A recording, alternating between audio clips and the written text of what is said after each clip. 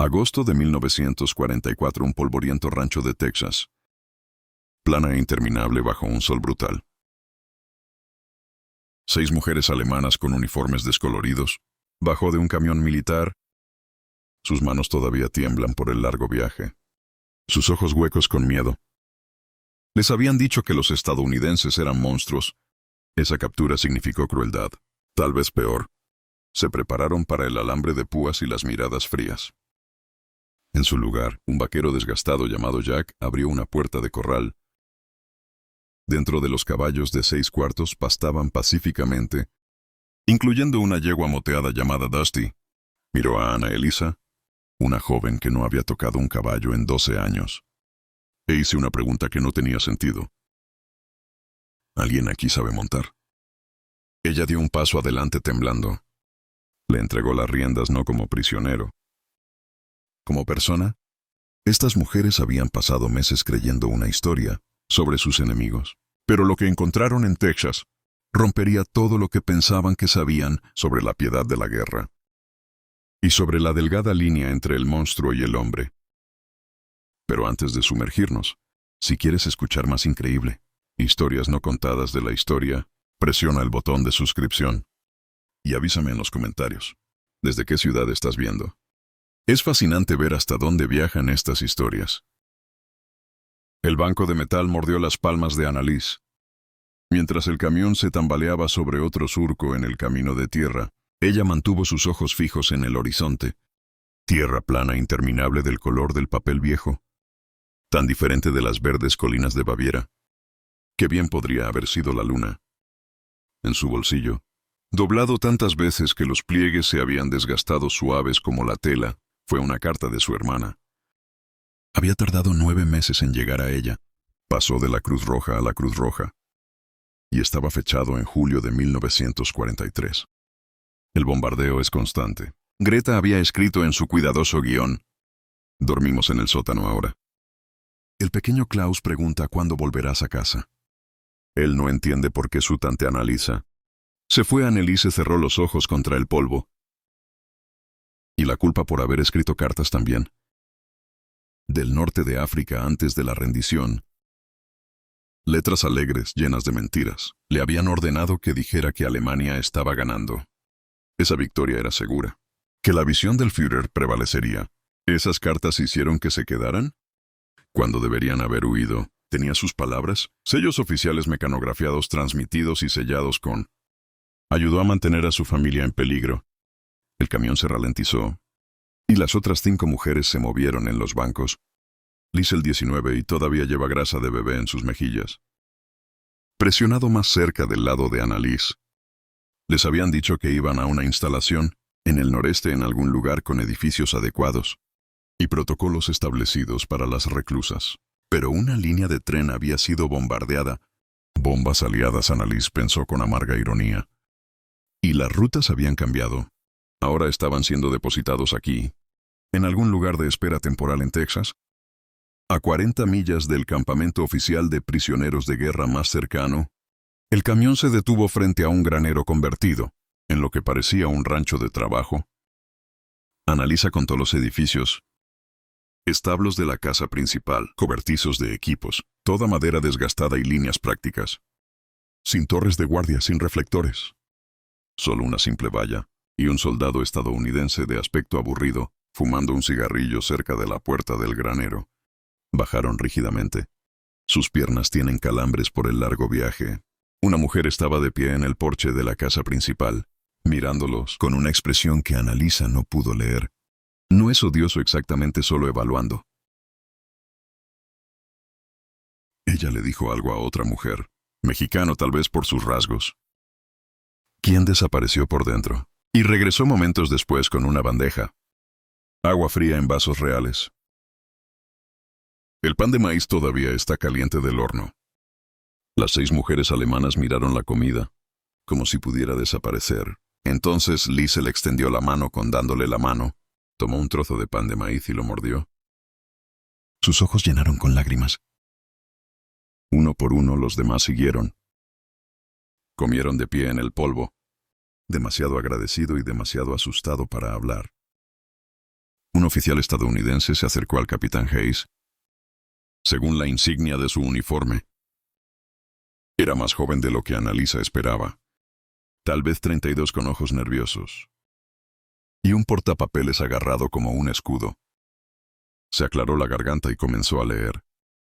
Detalles de trabajo alemanes mal acentuados. Sin fraternización con personal estadounidense. Luces apagadas a las 9 privilegios masculinos pendientes de aprobación.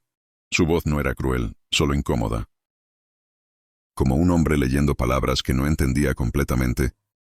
El granero estaba limpio por dentro. Alguien lo había barrido recientemente, y había 6 catres de metal con colchones reales. No solo paletas de paja.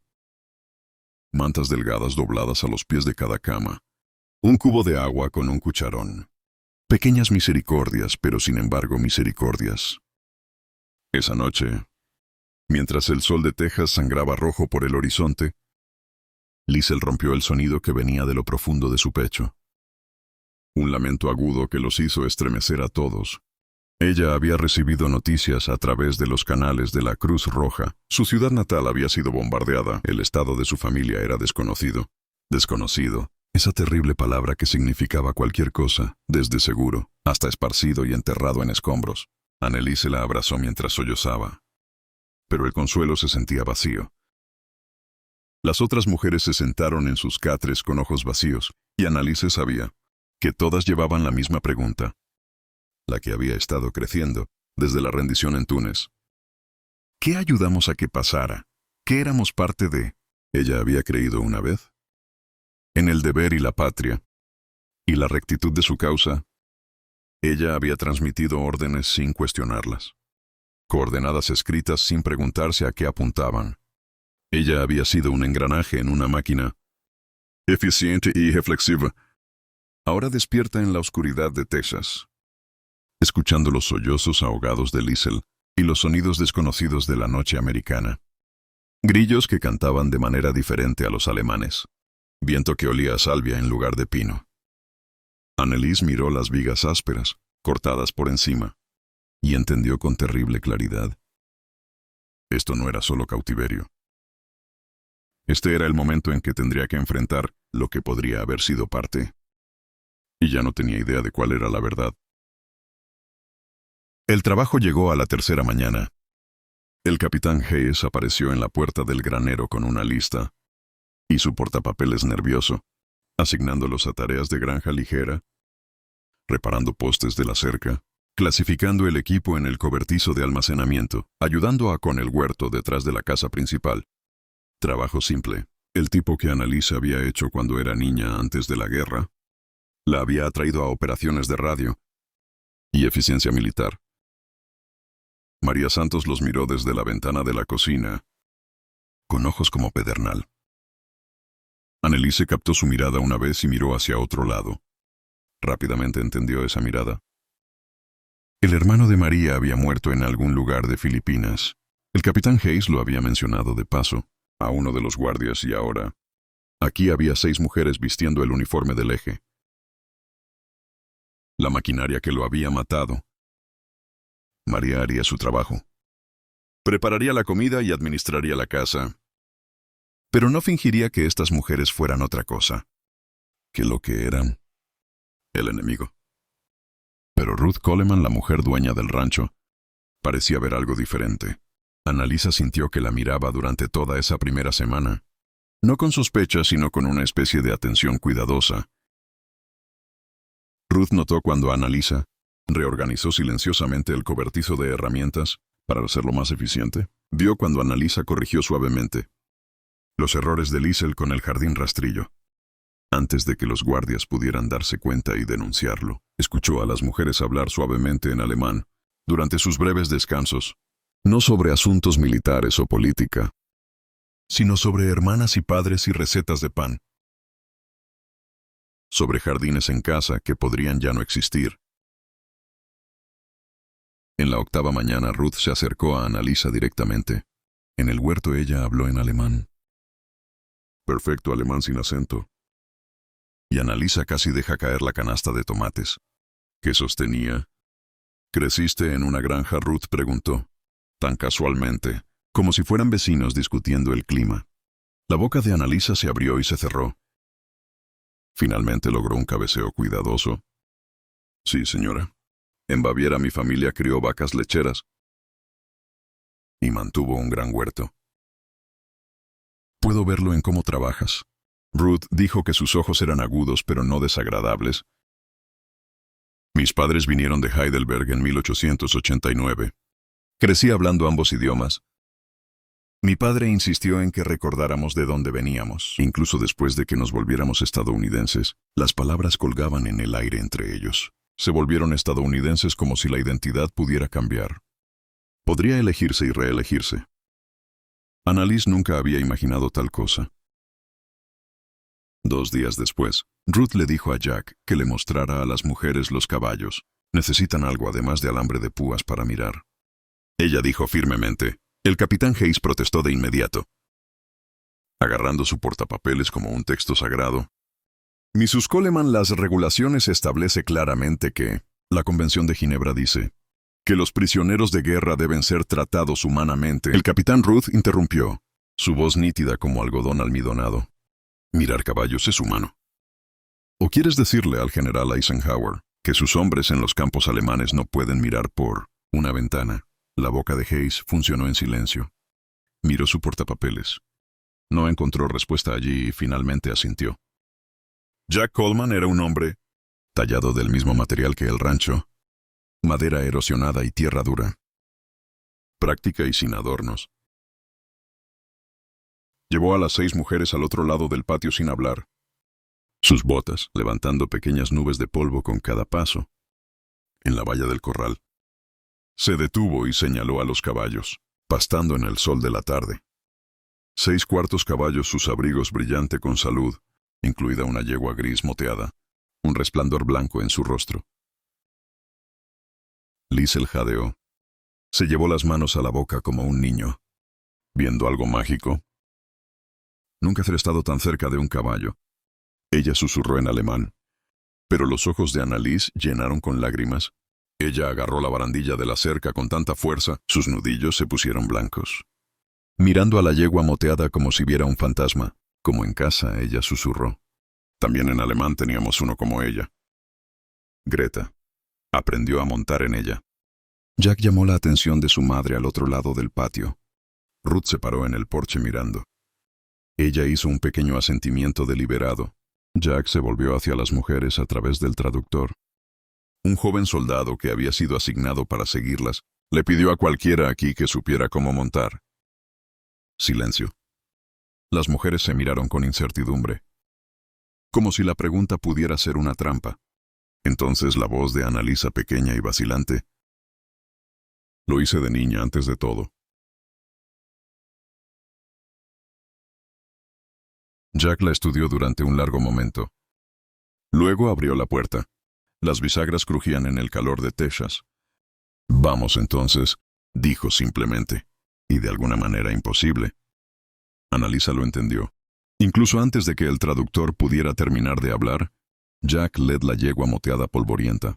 La llamó a la valla donde Annalisa estaba congelada. Sus manos temblaban tanto que tuvo que abrazarlas para ocultarlas. ¿12 años? Habían pasado 12 años desde que tocó un caballo. Desde que sintió esa calidez particular de un animal vivo confiando en su peso. Desde que era solo Annalisa Bergman. De una granja en Baviera en lugar de Funker en Bergman. Transmitiendo coordenadas, ella no cuestionó. Jack le mostró cómo revisar el cinch. Sus movimientos lentos y deliberados. Ajustó los estribos sin que le preguntaran. Mirando su altura. Con la evaluación practicada de alguien que había estado rodeado de caballos toda su vida. No la tocó, no abarrotó su espacio. La trató como una persona que aprende una habilidad, no un prisionero al que se le otorga un privilegio. Fácil ahora, Jack dijo. Y aunque el traductor tropezó con el inglés, Annalisa entendió el tono. Era la misma voz que su padre había usado. Con animales nerviosos y niños. Tranquilos, firmes. Esperando confianza porque él lo ofreció primero. Cuando finalmente se acomodó en la silla, algo se abrió dentro de su pecho. El cuero crujió debajo de ella. Polvoriento cambió su peso paciente y sólido. Y por primera vez desde Túnez, desde la rendición, desde las cartas y las mentiras y el miedo constante, Anneliese se sintió como ella misma. No una alemana, no una prisionera. No un engranaje en una máquina. Solo una mujer en un caballo bajo un amplio cielo de Texas. Jack la paseó por el corral en una línea de plomo, sus botas raspando el polvo, en un ritmo más antiguo que guerras o naciones. Ruth miró desde el porche, sus brazos cruzados, su rostro ilegible. Incluso el capitán Hayes, flotando ansiosamente cerca de la puerta con su portapapeles, no pudo encontrar una regulación siendo violada. Ella todavía estaba dentro de la línea de la valla, todavía bajo guardia, todavía técnicamente bajo custodia. Durante las próximas 2 semanas, se convirtió en una rutina. 30 minutos 3 veces a la semana, siempre supervisado Liesel. Aprendió a montar demasiado. Tentativamente al principio sus manos, agarrando el cuerno de la silla, con determinación de nudillos blancos. Pero lentamente, como el polvo resultó paciente y Jack demostró ser firme. Maravilla reemplazó el miedo, las otras mujeres se turnaron también. Algunas más seguras que otras. Pero todos ellos hambrientos de este pequeño sabor de libertad, que no era realmente libertad. Pero se sentía preciosa de todos modos. Pequeñas misericordias acumuladas. Como agua de lluvia en el país de la sequía. Ruth les enseñó a hacer galletas americanas, en la cocina del rancho tan diferente del pan alemán, con su miga densa y corteza oscura. Jack les mostró cómo reparar la tachuela de cuero, sus manos demostrando lo que las palabras no podían salvar. Y una tarde cuando María Santos luchó con una pesada canasta de ropa mojada, su artritis haciendo sus movimientos rígidos y dolorosos, Liesel simplemente dio un paso adelante y ayudó sin palabras. Sin solicitud de permiso. Solo un reconocimiento silencioso de que el dolor era dolor, independientemente de la bandera que haya servido bajo. María no le agradeció, pero tampoco rechazó la ayuda. Una noche, mientras el sol pintaba las paredes del granero ámbar, Anneliese encontró el coraje de hacerle a Ruth la pregunta que la perseguía desde Túnez. ¿Hicimos Alemania realmente hacer lo que dicen? ¿Los campos? Su garganta se cerró alrededor de las palabras. No podía hablar. La cara de Ruth se endureció en algo antiguo. E inamovible, sí. Dijo plana y peor de lo que has escuchado. Peor de lo que puedas imaginar. El mundo de Anneliese se inclinó. Pero nos dijeron que los noticieros nos mostraron que estábamos protegiendo a Europa, que estábamos. Ambos lados mentir en la guerra, niño. Ruth dijo en voz baja. Dejó el cuenco que había estado secando y miró a Anneliese llena a la cara. Pero no todas las mentiras son iguales. Algunas mentiras esconden algo roto. Algunas mentiras esconden algo monstruoso. Tu país cruzó una línea que no se puede descruzar. Esa noche, por la luz de una sola linterna en el granero, Anneliese escribió una nueva carta. No la alegre propaganda que había enviado antes.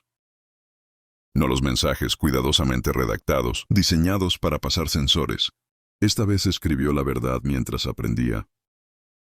Que había sido parte de algo malvado. Incluso si no lo había entendido en ese momento. Que no saber no borró la complicidad.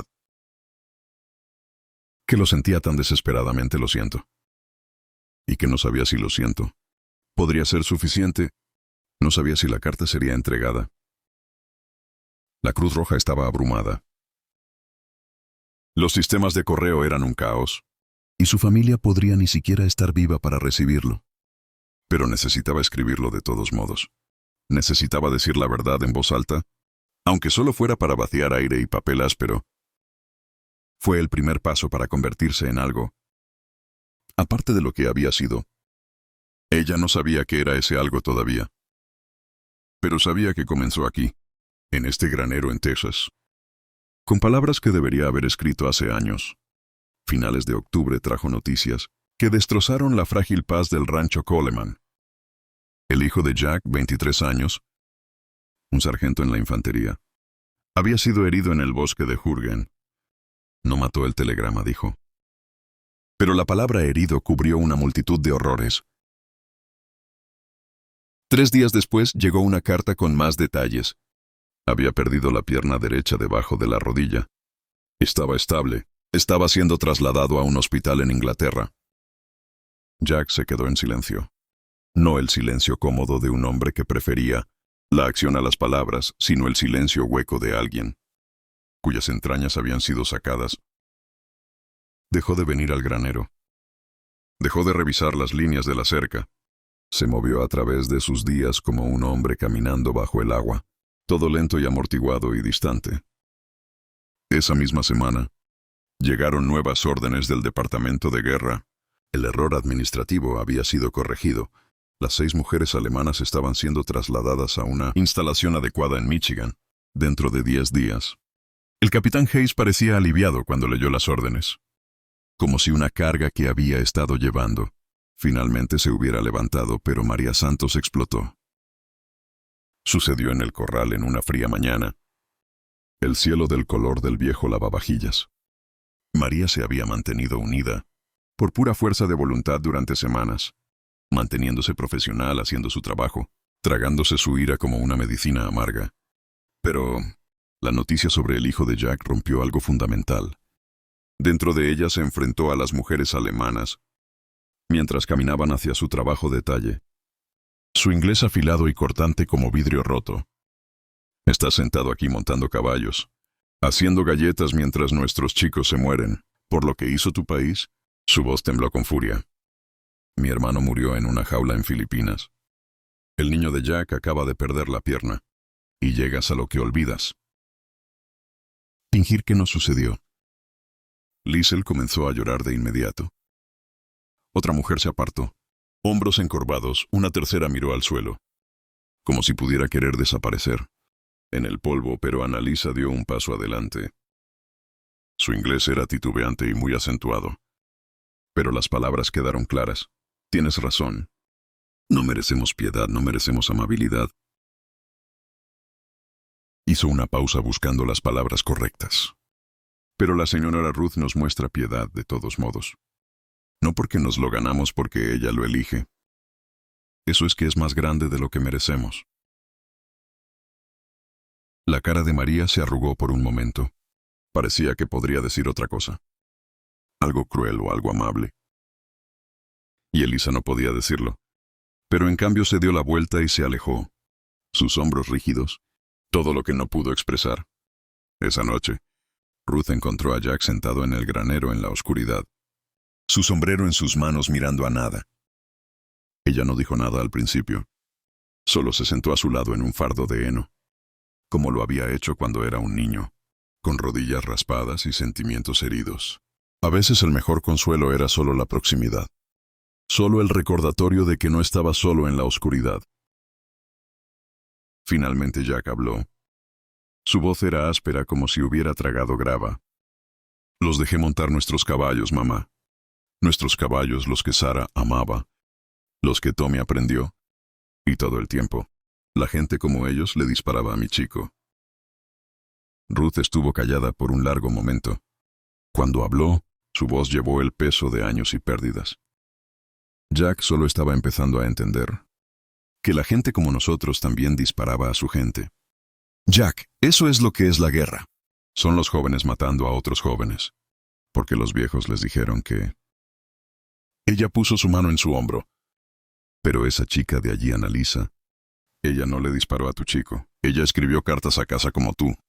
Ella es la hija de alguien, la hermana de alguien, y en algún lugar de Alemania en este momento, probablemente hay un hombre sentado en un granero, como este, preguntándose si lo hizo bien con algún prisionero estadounidense.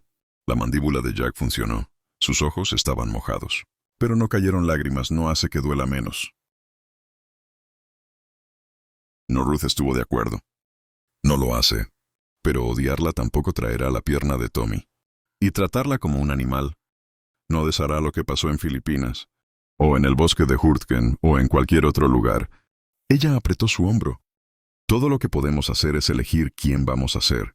En medio de toda esta crueldad, esa es la única opción que cualquiera de nosotros tiene. Jack asintió lentamente, no perdonó. El perdón no era algo que se pudiera forzar o apresurar. Pero él entendió y entendió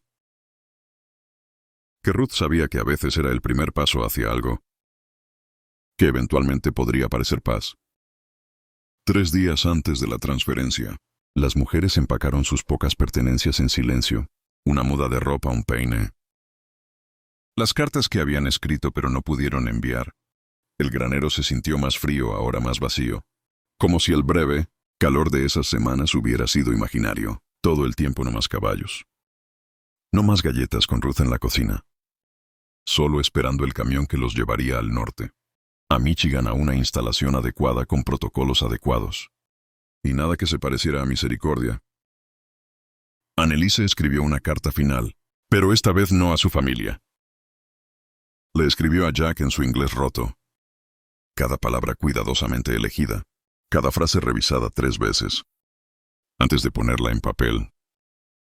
Cuando terminó la dobló y se la dio a Ruth para que tradujera y entregara. Cuando el momento parecía adecuado, la carta decía: lo siento por tu hijo.